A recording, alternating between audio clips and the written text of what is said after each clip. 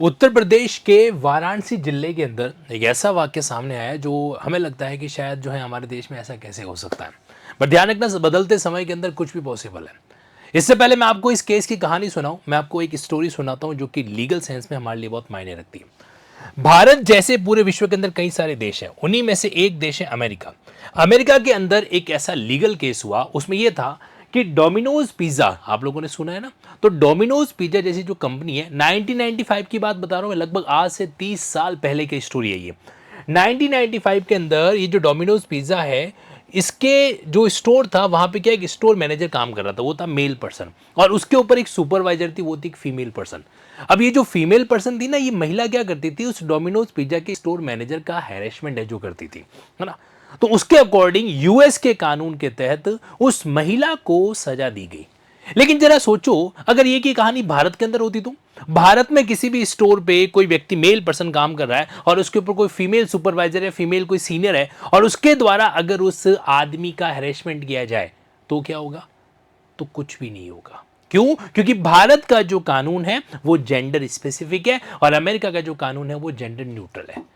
लेकिन क्या इसका मतलब महिलाओं को यह अधिकार मिल गया कि जहां पे जो मन मर्जी आए वो करें? नहीं, ऐसा नहीं है। और इसका जीता जाता एग्जाम्पल आज का ये केस आपके सामने में डिस्कस करने जा रहा हूं। चलिए जी, मेन कहानी को शुरू करते हैं। हुआ ये कि दो लड़कियां कह दीजिए, महिलाएं कह दीजिए, वो क्या थी, अंडर ब्रिज, वाराणसी के शहर के अंदर पर्टिकुलर एरिया में ब्रिज के नीचे की तरफ खड़ी थी और आते जाते मेल पर्सन को गंदे गंदे इशारे करना, उनके ऊपर फब्तियां कसना, ये काम है जो कर रही थी।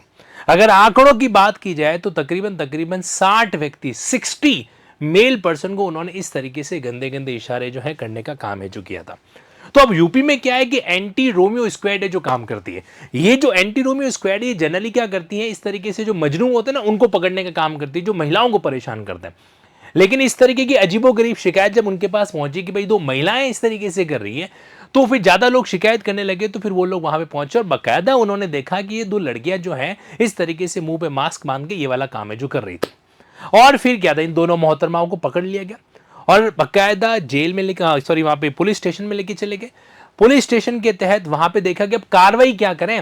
भाई मेल पर्सन अगर करता तो चलो हमारे पास कई सारे सेक्शन है, सेक्शन 79 ले लो, सेक्सुअल हैरेसमेंट ले लो, ऐसे कई सारे लॉ हैं, तो उसके अकॉर्डिंगली हम उसको डील कर लेते। बट इस सिचुएशन में क्या किया जाना चाहिए, तो यहां पर मैं आपको बताना चाहता हूं, भारतीय न्याय संहिता के अंदर एक सेक्शन है, सेक्शन 296।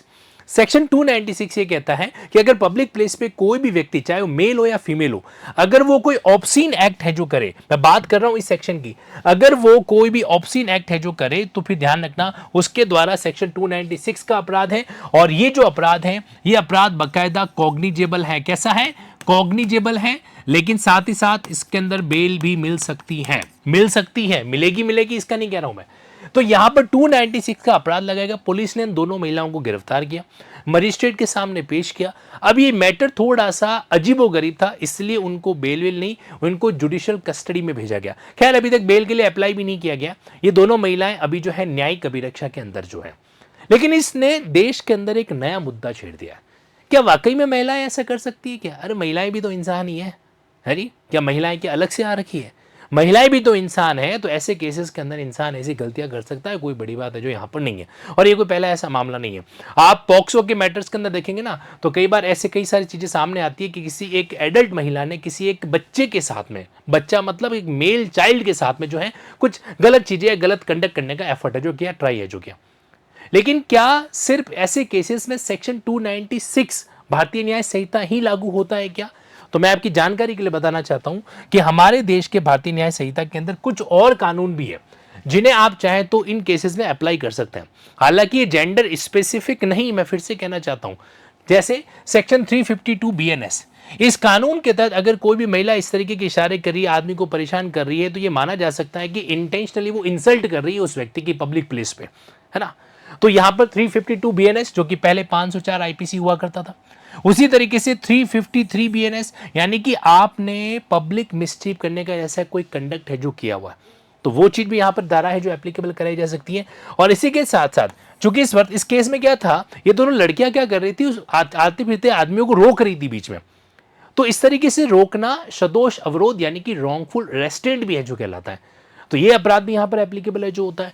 ओवरऑल बात सिर्फ इतनी सी है कि जब कभी भी किसी कानून को हम इस वे में ऑब्जर्व करने का प्रयास है जो करते हैं, अब ये देखो, ये एआई जनरेटेड इमेज है, मैं क्लेरिफाई कर देता हूँ, ये कोई रियलिस्टिक इमेज है जो नहीं है, लेकिन इस तरह की इस इमेज को मैं इसलिए यूज कर रहा हूं ताकि आप इस सिनेरियो को समझ पाए कि हैरेसमेंट सिर्फ लड़कियों का नहीं होता है, हैरेसमेंट कई जगह पे लड़कों का भी होता है ना।